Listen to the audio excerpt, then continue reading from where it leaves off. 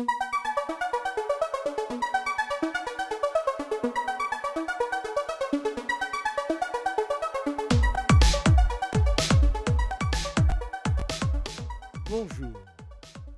De la peur et de la boue.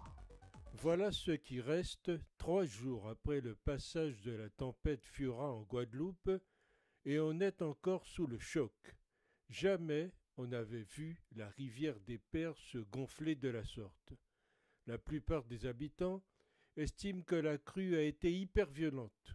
Ce sont des images de désolation qui nous parviennent d'un pays inondé. La douleur de ceux, d'abord, qui ont perdu un proche, la disparition d'un homme emporté avec sa maison, incroyable, et puis celle de tous ces hommes, femmes et enfants qui voient en quelques heures leur passé anéanti et leur avenir compromis. Des images qui hantent et touchent tout un chacun, car elles nous rappellent notre vulnérabilité. Un Guadeloupéen sur 4 vit en zone inondable, une commune sur 2 est plus ou moins concernée, une situation d'autant plus problématique que les événements climatiques violents s'accélèrent dans tous les pays et particulièrement dans cette région. Les tragiques inondations de ce week-end obligent à repenser l'urbanisation dans les zones à risque.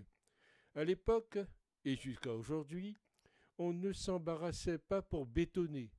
On asséchait les terrains alors que les chantiers se multipliaient. Et avec la multiplication des événements météorologiques violents, le réveil est brutal. Aujourd'hui, il faut reprendre les ouvrages pour sécuriser ces zones. S'il est urgent de rénover l'urbanisme, de sensibiliser les populations, la lutte contre les inondations passe plus radicalement par l'arrêt du bétonnage. La Guadeloupe, mais pas seulement, a un modèle de développement qui favorise en même temps l'accélération des événements météorologiques violents et un urbanisme de moins en moins résilient. Il faut en sortir. Il faut un gel de la surface bétonnée sur tout le territoire. Il sera indispensable de débriefer scrupuleusement ce qui s'est passé, de pointer sans détour les manquements.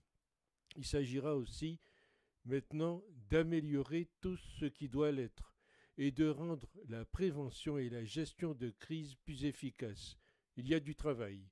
Cette terrible séquence est nécessaire pour faire de la reconstruction qui s'impose une projection volontaire et forte dans le futur. Détermination et ambition sont indispensables pour être à la hauteur des enjeux. Le changement climatique risque de renforcer la fréquence et l'intensité de tels phénomènes. Il faudra donc s'adapter et revoir les plans d'urbanisme avec davantage de réalisme. La nature vient de montrer qu'elle était capable de reprendre très vite les territoires qu'on croyait lui avoir gagnés.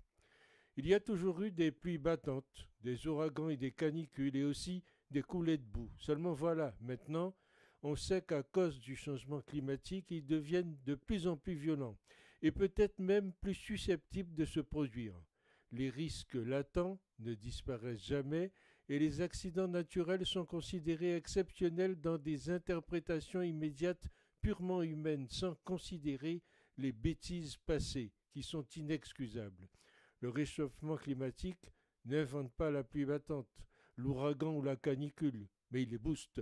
Il n'y a plus que des catastrophes humaines et économiques virant inéluctablement aux politiques, car elles posent instantanément toujours les mêmes questions. Était-ce prévisible? Gouverner, c'est prévoir. Faut-il évacuer certaines zones construites il y a quelques décennies dans des lieux innombrables, ou faudra-t-il construire demain, et comment s'assurer de la tenue de tel ou tel ouvrage? On se souvient de ces pluies diluviennes qui se sont abattues le temps de quelques heures, on se souvient de leur violence, on se souvient de ces voitures emportées par les eaux, de ces toitures arrachées, de ces rues noyées, coupées, de ces paysages défigurés, et pourtant, les pouvoirs publics sont encore lancés dans une course folle à l'urbanisation. Cela n'est pas de très bon augure. Tout est donc à remettre à plat. C'est la leçon de Fiora. À demain.